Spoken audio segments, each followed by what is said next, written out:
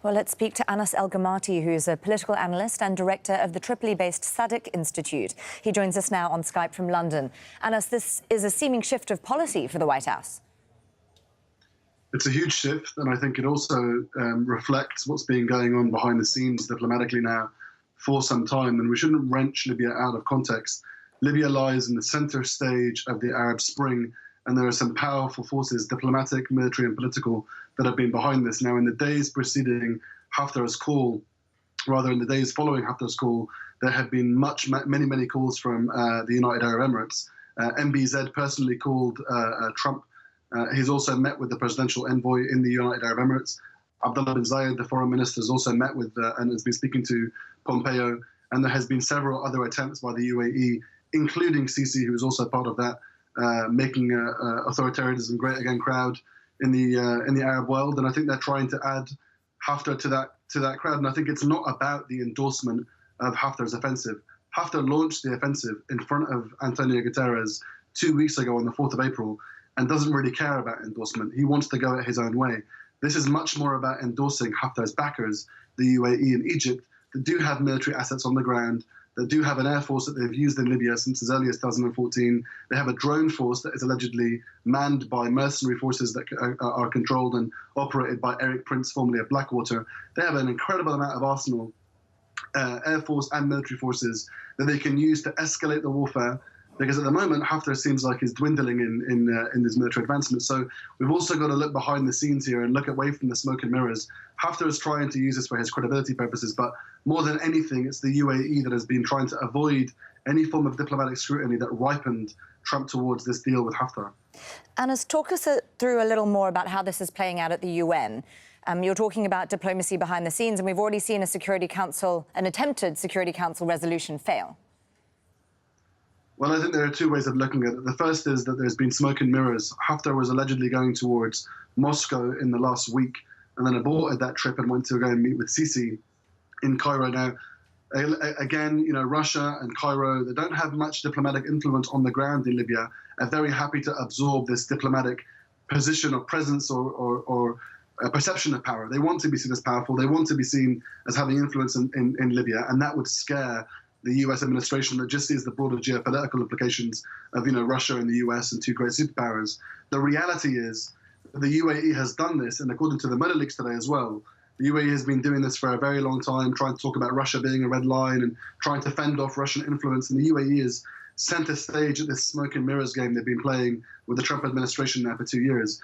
What has really been happening in the UN, obviously, is that the UAE and the French have been applying a lot of diplomatic pressure, trying to get the US back on board and giving them tacit military approval. Now, the way that Libyans interpret this is, for the last 4 years, the UN has been trying to negotiate a political deal, but for some reason, whenever it comes to condemnation and sanction of Haftar, he seems to get away scot-free. Now, we should remember that Haftar's Libyan National Army is, by their own admission, not very Libyan. There are many Sudanese Darfuran rebels that have fought for Haftar over the last couple of years. It's not national because it pops up in different parts of the country and then goes quiet again and goes missing. And it's not an army, considering the fact that most of them are militias, tribes, criminal elements, and Haftar's own brigade that he sent to Tripoli, the 106th Brigade, manned by his own son, according to the UN panel of experts, was investigated for walking out of the central bank in eastern Libya with almost $250 million in cash. That doesn't sound like the kind of enduring stability that was being mentioned in the phone call that Haftar had with President Trump. So again,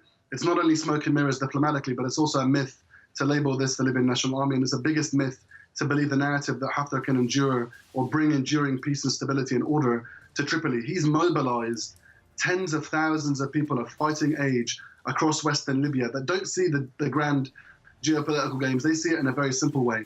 We mobilized in 2011 as Libyans to fight against the return of military rule. You're now fighting against us and trying to force us back using diplomatic games, using sleight of hand, and trying to force upon us through politics or through war, force us back towards military rule. The response will be overwhelmingly, and it has been the last 2 weeks, that they won't be intimidated by such threats. They'll go and fight.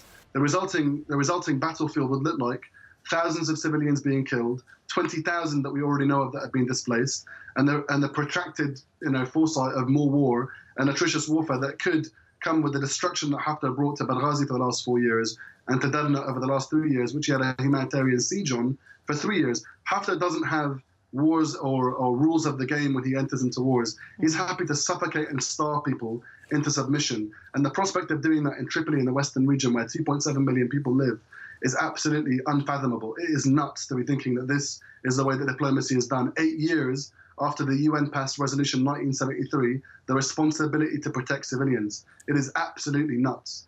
Anas, beyond the smoke and mirrors and the diplomacy that's going on, you've talked about a lot of military hardware on the ground. Is this seeming shift in policy likely to change anything on the ground going forward? Certainly. I mean, Haftar's been making a lot of losses over the last 2 weeks. He launched the invasion of the capital from the city of Gharian in the Nafusa Mountains in western Libya. And that was about 150 kilometers away from Tripoli. Now, many of his forces entered into the capital on the second day, and it looked like they were getting the advantage.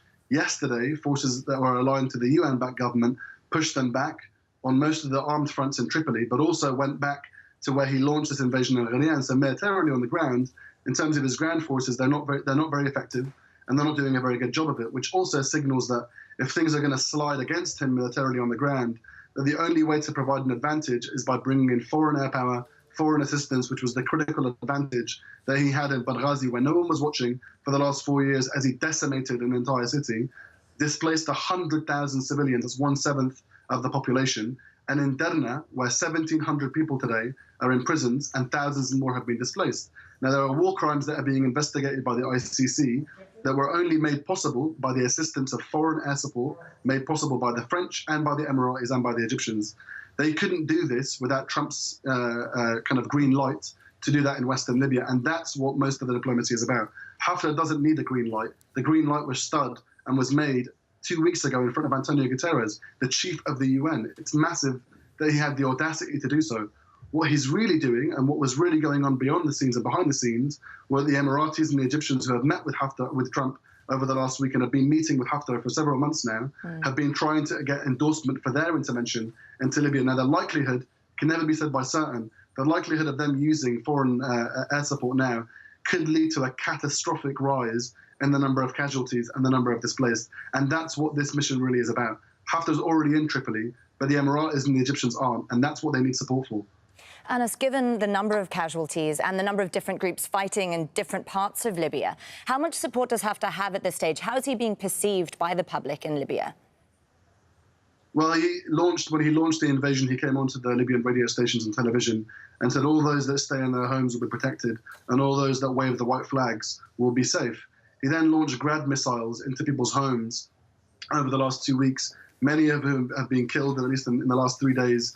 At least 23 were injured and 7 were killed in Grad missile strikes, which are, again, the most clumsy and the most old school way of waging a war, but is really about making sure that he intimidates the population who he is at war with. We should be very clear here that it's the civilian population that has taken up arms. There isn't a conventional army in western Libya. Those armed groups that are now fighting on the defense of a civilian-backed government came from cities, from towns, from tribes, from ethnic groups of all different walks of life, and have come to the support and the defense of the city.